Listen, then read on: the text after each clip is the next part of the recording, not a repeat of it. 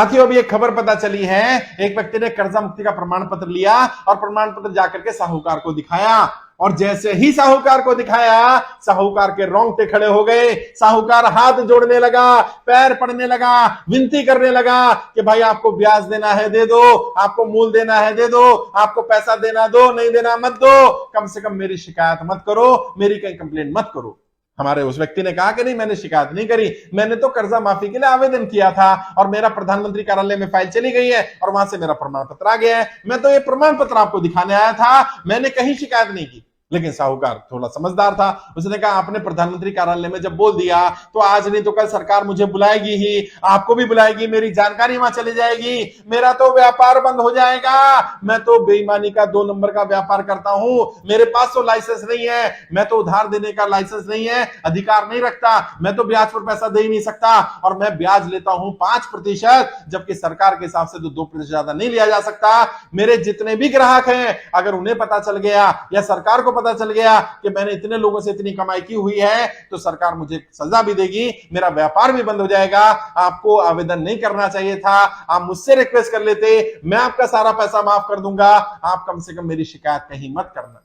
साथियों, वो साहूकार हाथ जोड़ रहा है, पैर पकड़ रहा है। इसका मतलब ये नहीं कि आप सब लोग जाकर के साहूकारों को धमकाना शुरू कर दें, अपना प्रमाण पत्र दिखा के, ऐसा भी नहीं करना है। लेकिन आपको प्रमाण पत्र की ताकत पता होनी चाहिए। मैंने बार बार कहा है, ये कर्जा मुक्ति का प्रमाण पत्र एक हथियार है, एक औजार है, एक इतना पावरफुल औजार आपके हाथ में आ गया है कि ये आपको बचाएगा साहूकारों से, बैंक वालों से, रिकवरी वालों से, बदतमीजी करने वालों से।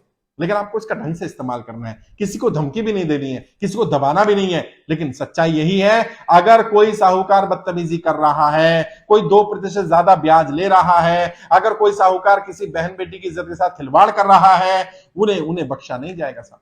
अभी मैंने बताया ना, राजस्थान में हो रहा है, मध्य प्रदेश में हो रहा है, महाराष्ट्र में हो रहा है, कई राज्यों से शिकायतें आ रही है। साहूकार इतनी नीच हरकत कर रहे हैं कि सुनकर भी शर्म आती है। और जो साहूकार सुन रहे हैं, बताइए क्या इस तरह से काम करेंगे यार? क्या ये जायज है किसी को बोलना कि आप किस्त नहीं दे पा रहे तो अपनी बहन को, अपनी बेटी को, अपनी बीवी को भेज दो, मैं किस्त वसूल कर लूंगा? और उनकी बहन बेटियों की इज्जत के साथ खिलवाड़ कर रहे हैं, और ना केवल खुद खिलवाड़ कर रहे हैं, उन्हें प्रोस्टिट्यूट बना दिया गया है, उनसे वेश्यावृत्ति कराई जा रही है, उनके लिए ग्राहक लाए जा रहे हैं ताकि आपका पैसा कमाई हो जाए, आप अपना पैसा कमा ले। इतना गिरेंगे? और ये लोग जो इतनी ऐसी हरकतें, नीच हरकतें कर रहे हैं, व्यापारियों की बहन बेटियों के साथ, इज्जत के साथ खिलवाड़ कर रहे हैं, इन सबको सजा मिलेगी, ये याद रखना। क्योंकि जब हम प्रधानमंत्री कार्यालय फाइल भेज रहे हैं ना, हम ऐसे सारे केस भी भेज रहे हैं, जो अखबार में आते हैं, वो सारी रिपोर्टिंग भेज रहे हैं और सरकार के संज्ञान में है। और मुझे पूरा विश्वास है कि सरकार बहन बेटियों की इज्जत को बचाने का काम करेगी। जो इस तरह का काम कर रहे होंगे, उन सबके खिलाफ एक्शन लिया जाएगा। आप अगर साहूकार हैं, लाइसेंस होना चाहिए लैंडिंग का, बिना लैंडिंग लाइसेंस के आप उधार दे नहीं सकते हैं। फिर भी अगर आप व्यापार करना चाहते हैं, जान पहचान में, आप अपनी जान पहचान लोगों को, नोन लोगों को व्यापार करना चाहते हैं, 2% से ज्यादा ब्याज मत लीजिए। और जिन लोगों ने 2% ज्यादा ब्याज ले रखा है, वो सारा पैसा या तो वापस कर दें या मूल में से माइनस कर दें, वरना कल सरकार जब एक्शन लेगी तो वो सारा दूध का दूध, पानी का पानी हो जाएगा।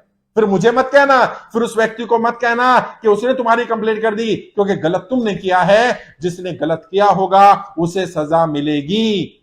सारे साहूकार ये बात कान खोल कर सुन ले, जिन लोगों ने भी कर्जा माफी के लिए आवेदन किया है, वो लोग जेन्युइन है, वो लोग परेशान हैं, उन्हें दिक्कत आ रही है, उनका व्यापार बंद हो गया, कमाई का साधन नहीं रहा। और जो लोग भी, जिन लोगों ने भी कर्जा माफी के लिए आवेदन किया, मुझे सुन रहे हैं, मैं आप सबसे पूछना चाहता हूं, ईमानदारी से बताओ, क्या पैसा मारना चाहते हो या पैसा देना चाहते हो? देना चाहते हो ना? साधन नहीं है।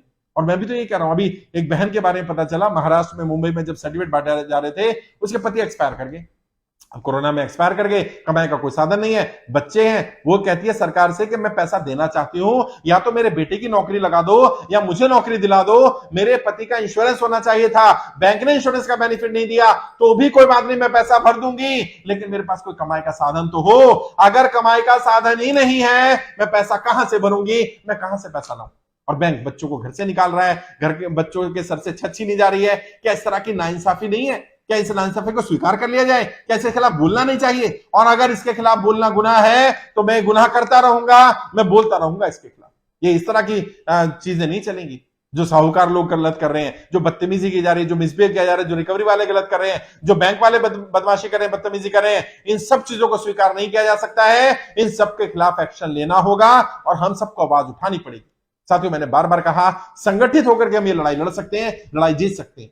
मैं यही कर सकता था, मैं आपकी जानकारी इकट्ठा कर सकता था, मैं आपको इकट्ठा कर सकता था, मैंने आपको प्रमाण पत्र दे दिया। अब आपकी जिम्मेदारी बनती है, आपने अगर फॉर्म भरा, प्रमाण पत्र मिल गया, कम से कम 100 लोगों को जानकारी दो। आपके जितने व्हाट्सएप ग्रुप हैं, जितने नोन ग्रुप हैं, जितने फैमिली ग्रुप हैं, सब जगह ये वीडियो शेयर करो। लोगों को बताओ देश में कर्ज मुक्त भारत अभियान चल रहा है। अभियान पूरी तरह से निःशुल्क है, गूगल पे सर्च कर लो। मेरा पेज है शाहनवाज चौधरी भारतीय, फेसबुक पर मिल जाएगा, यूट्यूब पर मिल जाएगा, इंस्टाग्राम पर मिल जाएगा, ट्विटर पर मिल जाएगा। वहां फॉलो करो और वहां पहली पोस्ट मिल जाएगी, उसमें फॉर्म का लिंक भी मिल जाएगा। वेबसाइट पर फॉर्म भर दो, गूगल फॉर्म का भर दो, ज्यादा से ज्यादा लोगों को जानकारी दो। बहुत सारे लोगों को जीवन बचाना है हमने, क्योंकि लगातार लोग आत्महत्या कर रहे हैं कर्जे का। और जो लोग भी गलत कदम उठा रहे हैं, उनसे भी हाथ जोड़ के विनती कर रहा हूं, कोई गलत कदम नहीं उठाना। लॉकडाउन आपने नहीं लगाया, जीएसटी आपने लेकर आए, नोटबंदी आपने नहीं करी यार। और आपका व्यापार कब बंद हुआ, नौकरी कब छूटी, कब आप कर्जे दलदल फंसे? नोटबंदी के कारण, जीएसटी का, लॉकडाउन का, यही कारण था ना। तो इसमें आपका क्या दोष है भाई? खुद को दोष क्यों देना, अपने परिवार को दोष क्यों देना? कोई गलत कदम उठाओ, आज नहीं तो कल सरकार जनता कर्जा माफ करेगी। सरकार को करना ही पड़ेगा, या तो वर्तमान सरकार करेगी, वरना ऐसी सरकार लेकर के आएंगे जो जनता कर्जा माफ करेगी। अब हम पीछे हटने वाले नहीं।